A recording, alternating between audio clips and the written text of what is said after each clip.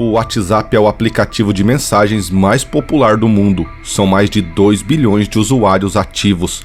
E o fato dele ser tão popular assim é que ele é eficiente e totalmente gratuito.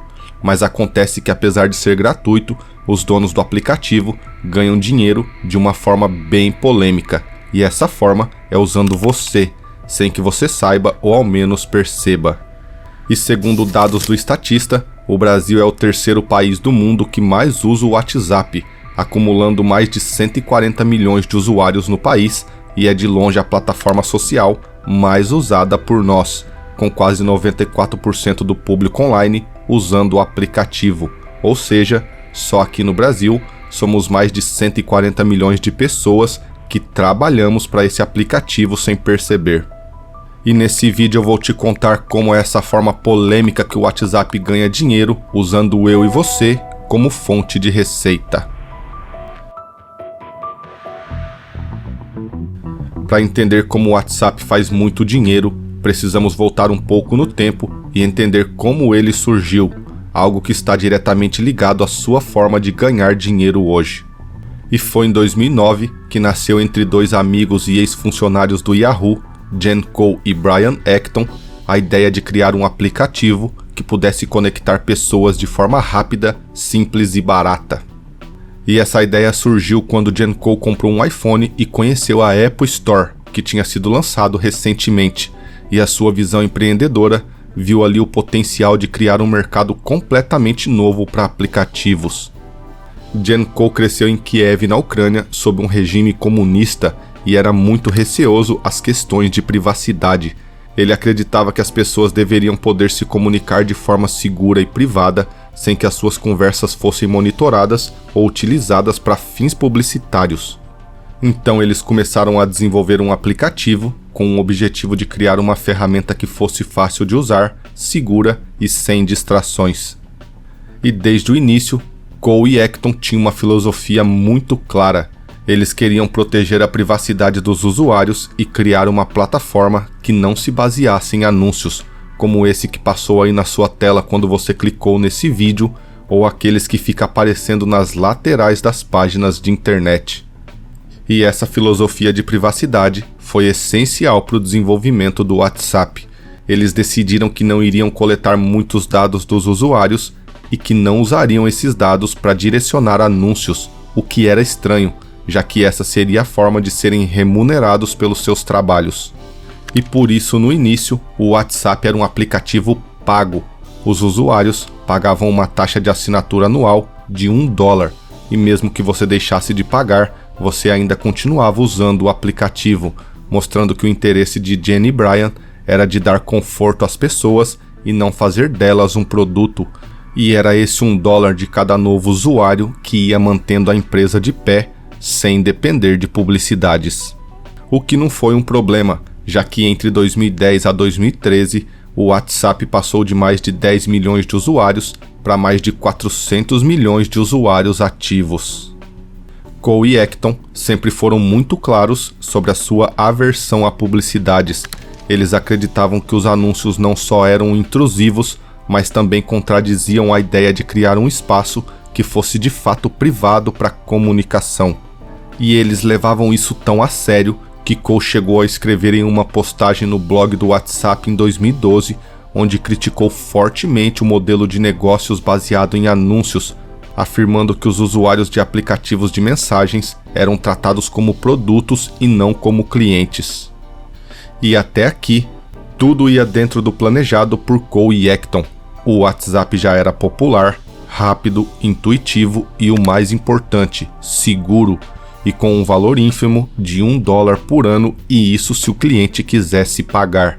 Até que uma certa pessoa apareceu e fez uma proposta quase que irrecusável, e o que mais tarde mudaria por completo todo o contexto, o objetivo e a essência do WhatsApp. A simples pessoa que entrou em contato com os fundadores do WhatsApp foi ninguém menos que Mark Zuckerberg, com o interesse de comprar o aplicativo e uma proposta de $19 bilhões, e o que no final das contas ainda acabou saindo por $22 bilhões. Antes de Zuckerberg aparecer, o Google já tinha tentado comprar o WhatsApp por 10 bilhões de dólares, e a razão do Facebook pagar tão caro pelo aplicativo é que ele se sentia ameaçado e queria eliminar concorrência. Só que não era bem isso. Zuckerberg já tinha um plano bem montado para o WhatsApp. Nas negociações, Jen e Brian alegaram que, mesmo sendo difícil questionar as verdadeiras intenções de Zuckerberg, ele prometeu a Cole um assento no conselho de administração do Facebook e expressou sua admiração pelos fundadores do aplicativo e disse que eles sofreriam pressão zero quanto à monetização do WhatsApp e que todos os princípios de segurança seriam mantidos. E para Jen e Brian, tudo isso parecia ser uma proposta perfeita. É tanto que, para aumentar a segurança do aplicativo, em 2016 foi integrado a criptografia de ponta a ponta, o que garantia que somente os remetentes e os destinatários das mensagens pudessem lê-las. E agora, mesmo que o WhatsApp tenha sua criptografia de ponta a ponta para proteger o conteúdo das mensagens, o Facebook ainda tinha interesse em seus metadados, informações sobre como as pessoas usavam o aplicativo, com quem se comunicavam, com que frequência e em quais grupos estavam envolvidos. E esses dados poderiam ser utilizados para inferir relações sociais, interesses e comportamentos, o que, por sua vez, poderia ser utilizado para criar perfis de usuários mais robustos para direcionamento de anúncios. E mesmo que o WhatsApp não compartilhe mensagens privadas dos usuários, ele pode usar os dados agregados para fins de análises e insights de negócios. Por exemplo, os padrões de uso, como os horários em que as pessoas mais enviam mensagens ou o tipo de conteúdo compartilhado, que podem ser utilizados pela empresa para entender melhor o comportamento do usuário. E esses insights foram extremamente valiosos para a Meta, que pôde usar essas informações para melhorar suas outras plataformas e serviços, criando um ecossistema mais preciso e atrativo para os anunciantes. E mesmo essa não sendo uma forma direta de quebrar a segurança do WhatsApp, Jen e Cole não se mostravam satisfeitos com isso, e as coisas piorou quando eles descobriram planos e tecnologias para combinar os dados das pessoas da seguinte forma: o Facebook usava uma sequência de números de 128 bits atribuído a cada telefone como uma espécie de ponte entre contas. E um outro método era a correspondência de números de telefone, identificando contas no Facebook que continham números de telefone e fazendo a correspondência delas com as contas de WhatsApp que usavam o mesmo número, para descobrir quem eram essas pessoas e do que elas gostavam. E sabendo disso, Acton tinha uma alternativa com a qual tentou se contrapor a essas ações, que era convidar empresas a enviar conteúdo informativo e útil a usuários do WhatsApp, mas sem pedir que elas anunciassem ou rastreassem dados além do número de telefone. Mas mesmo sendo uma boa ideia, foi tudo em vão. E depois de vários conflitos com Mark Zuckerberg por causa da monetização e o compartilhamento de dados, Brian Acton, em 2017, se demitiu da própria empresa que fundou, e na sua demissão, ele deixou para trás mais de 800 milhões de dólares em ações e iniciou campanhas para que as pessoas excluíssem o Facebook. E após a saída de Brian, depois de alguns meses, Jen Cole também deixou o Facebook, e o motivo exatamente o mesmo. Eles não concordavam com a quebra de segurança, o sigilo e o compartilhamento de dados das pessoas. E Zuckerberg não foi infiel só com os fundadores do WhatsApp. Em 2014, a União Europeia já havia multado o Facebook em 110 milhões de euros, e o motivo da multa é que a rede social tinha dito que era impossível combinar os dados dos usuários do WhatsApp, o que era mentira, e a União Europeia descobriu que isso era possível sim, e pior, eles já vinham compartilhando esses dados há anos e sem o consentimento dos usuários e das autoridades. E o Facebook ainda esteve envolvido em um outro escândalo quando as informações de mais de 50 milhões de pessoas foram utilizados sem o consentimento delas pela empresa americana Cambridge Analytica para fazer propaganda política. A empresa teria tido acesso ao volume de dados ao lançar um aplicativo de teste psicológico na rede social. Os usuários do Facebook que participaram dos testes acabaram por entregar à Cambridge Analytica não apenas suas informações, mas os dados referentes de todos os amigos do perfil. E segundo as autoridades, milhões de pessoas foram politicamente manipuladas, o que acabou custando mais de 720 milhões de dólares em multas para o Facebook.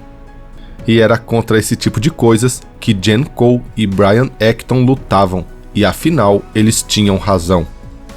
Então, no início de 2021, o WhatsApp apresentou seus novos termos de uso, onde eles perguntavam ao usuário se ele permitia que o aplicativo tivesse acesso ao seu número de telefone, foto do perfil, lista de contatos e localização, coisa que eles já tinham acesso, mas agora estavam perguntando se podiam ter, e se a resposta fosse não, então você não poderia mais usar o aplicativo, o que deixava muita gente quase que sem opção, já que muitos não entendiam o valor real dos seus dados e a pessoa estava fortemente ligada ao aplicativo, e ficar sem ele seria um caos. É importante saber que se você usa o WhatsApp hoje, é porque você já concordou com esses termos e tem todos os seus dados, gostos, lugares que frequenta e até o que está procurando comprar compartilhado com diversas empresas. Tudo isso bem filtrado para que elas empurrem para você a publicidade mais assertiva possível, gastando menos em anúncios de tráfego pago e tendo chances maiores de converter esses anúncios em vendas. E acredite, as empresas pagam bem caro por esses dados e depois ainda gastam dinheiro com tráfego pago dentro do próprio ecossistema do Facebook. E a Meta, que é a empresa mãe de todo esse ecossistema, ganha dinheiro de todos os lados e ganha muito. Em 2023, ela reportou um lucro de 39 bilhões de dólares, mostrando que a compra do WhatsApp por 22 bilhões e as multas pagas lá atrás são coisas pequenas referente aos lucros de hoje. E hoje a maioria das pessoas não se importam de ter os seus dados compartilhados e as suas privacidades quebradas. Desde que não haja nenhum escândalo com elas, tá tudo bem.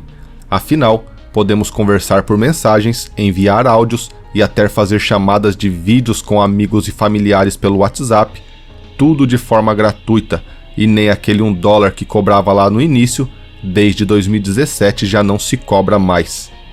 E na minha opinião, eu até nem acho tão ruim empresas tentarem te vender alguns produtos, já que elas vão estar te oferecendo coisas que você pode estar buscando, e se não estiver, é só ignorar e não comprar.